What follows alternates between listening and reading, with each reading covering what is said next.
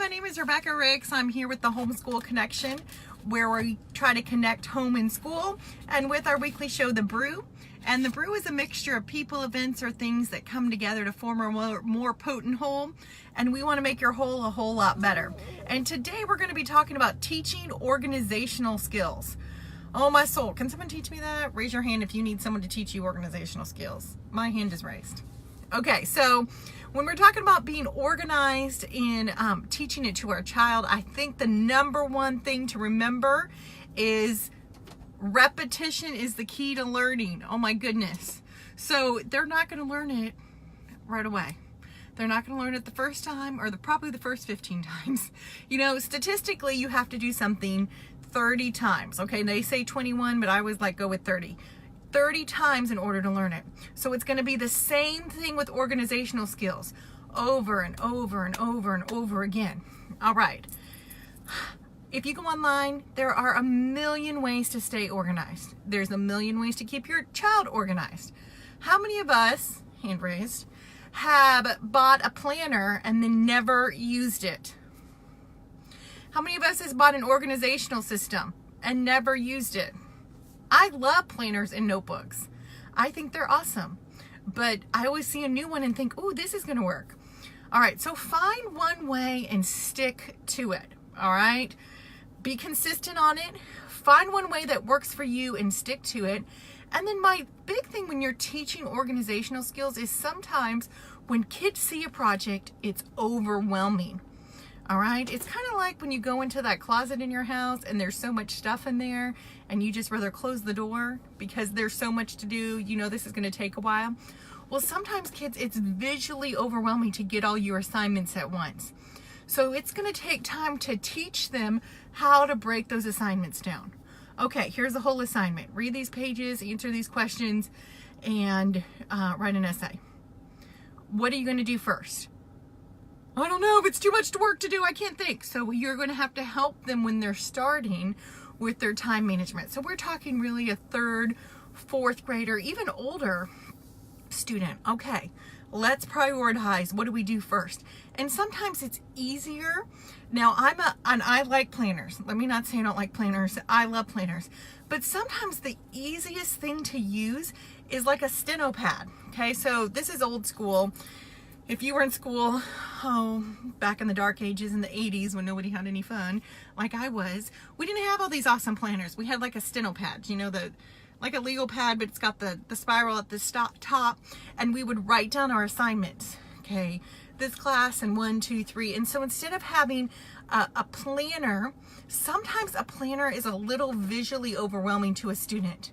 If they have it and it says, okay, on this piece of paper, 1, 2, 3, 4, 5 things that I need to do. All right. And sometimes if you can break it down by day. So each sheet in a steno pad is a page. It's a day. So Monday, write Monday on the top. What do I have to do Monday? Okay, number 1, I need to read these pages. Number 2, I need to answer the questions. Number 3, I need to write the definitions. All right. Okay. Just prioritize that as you do it. Now I like color, so I'm a visual person. I really like to do it in color. I like to do, if you just have a black and blue pen, do the first subject in black, the second subject in blue, and as they get it done, they can highlight it, check, or however it is they want to check it to get it done. So breaking down that homework, breaking down that project, breaking it down into a day that it can, into a bite size. You know, when we go eat a steak, and I love me some steak, I can't eat that whole steak in one bite. Well, it's the same thing with kids. They can do now I can eat that whole steak, but I have to cut it up into little pieces to eat that steak. Same thing with kids. They can do that whole assignment, but sometimes the assignment has to be broken down into bite-sized pieces. Now, along with that organization time, because becomes a child who a lot of times they daydream. It seems to take them 200 years to get something done. All right, they're supposed to read these pages and answer these questions, and you know, and I know, and the whole world knows that this should take them 20 minutes. An hour later, they have one question answered because they've been daydreaming and the dog walked by and they pet the dog. You know, I call it procrastinators.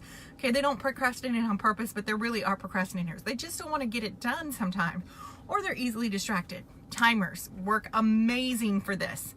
So if you know that it should take, and you can even break it down when you're breaking it down for them. Step 1, read pages 1 through 10 and put a time limit next to it. 15 minutes. It's going to give you 15 minutes to read these 10 pages. Step 2, answer questions 1 through 5. How long should it take them to do the questions 1 through 5? 10 minutes. Step 3, answer the essay question. Take 5 minutes, put 5 minutes. Each time they do it, they set the timer and they try to get it done in that. Now that really helps if they're a dragger. Now, obviously, a lot of times when you're first doing this and you're first teaching this, it's gonna be hands-on. But at least if there's a timer, 10, 15, whatever minutes, you can say, okay, I want this done in 15 minutes, and then you can walk away and do something. You get 15 minutes of freedom, 15 minutes of something. And it's really important, we talked about it last week, it's really important to make sure that while they get that 15 minutes of freedom, that they also have some sort of way to mark if they don't understand how to do something. Because I call it getting stuck. Because so many times they'll get stuck and they're still in question 1 40 minutes later because they got stuck. Okay, well last week we talked about having some sort of sticky note, a particular color. Okay, you put that color on that sticky note, that red dot or whatever it is, and you got stuck, and move on. And then just teach that. Keep repeating it. So those are some of my favorite things. Another thing when you're kind of teaching organizational, it's really important to break it down, to make sure it's attainable, to make it into bite sizes, and then after you've kind of got that and they can start breaking it down on their own, then we're talking about if you have a big project. So please, moms out there, don't judge me. As a teacher, I love me some projects, okay? I love projects. I hate crafts, but I love projects because I feel like there's so many hands-on things you can do with a project. Now, I know as a parent that makes you guys crazy because parents have it.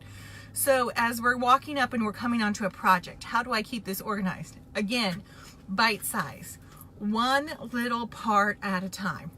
And as they attain that, some sort of reward. Praise, maybe you're going to give them something if they reach there. Maybe you're going to, maybe it's just a sticker on the wall. I'm a big sticker person. I like to do stickers. Whatever it is, as they're hitting that milestone. So as you're trying to teach that organization, you know, as you're trying to teach it, just take it little steps at a time. Think of, as a teacher, when we do lesson plans, we do a goal and an objective. What's the goal we want to reach and how I'm going to reach that? The objective is how I'm going to reach that goal. A goal and an objective. So my biggest thing is when you're trying to do that, think of your goal for your student, even if you have it for a week or for a day. Okay, my child's a hot mess and there's always papers everywhere. Okay, my goal for this week is every day this week, they're bringing their papers home and they're turning their papers in. My goal this week is every time this week, I want them to break down their homework. So this month, we're just going to learn how to break down homework. And no, you have to help it. Because everything, you know, teaching, everything takes work. We train a dog. And when we train a dog, we know that we're going to have to train that dog. And it's going to be trial and error. And that dog's going to mess up. Remember that it's going to be the same thing with a child for this. When I teach math, it's going to take me time and time and time again to teach that child math. You know, Rome wasn't built in a day. And some people are going to pick it up. There are people who are naturally organized. There are kids who, you know, they know how to do it. There are people who have to work on being organized, who have to teach themselves. See my hand raised? That would be me. That have to work on it as a daily basis. It doesn't come natural to me. So I have to work on it. And you know what? It's not going to come natural, so I have to be taught how to do it. When you started your job, if you have a job now and you got it and you can do that job like crazy. I mean, you know how to do it.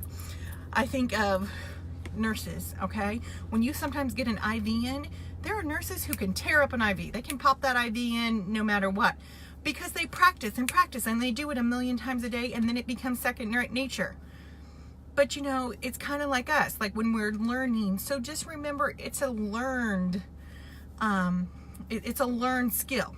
You know, when you first taught a child how to tie their shoe, they didn't know how to do it. They had to practice and learn and keep doing it.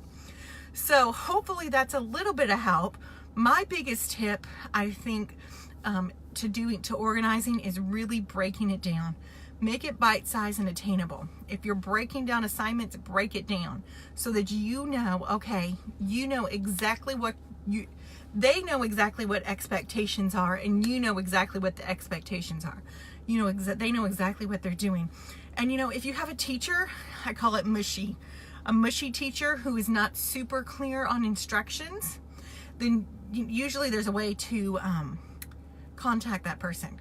Just be on that teacher, because sometimes teachers don't realize that they're not giving clear instructions. So let that teacher know. Obviously do it in a nice way.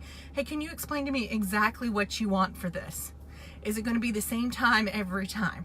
All right. And so most teachers know in their mind exactly what they want. So you as a parent can learn exactly what it is, and then that child can meet the expectation. All right, guys, I hope that was a little bit of helpful for how to get organized with your student. If you like it, please like us and share. And don't forget, you're not alone. We are here to help you.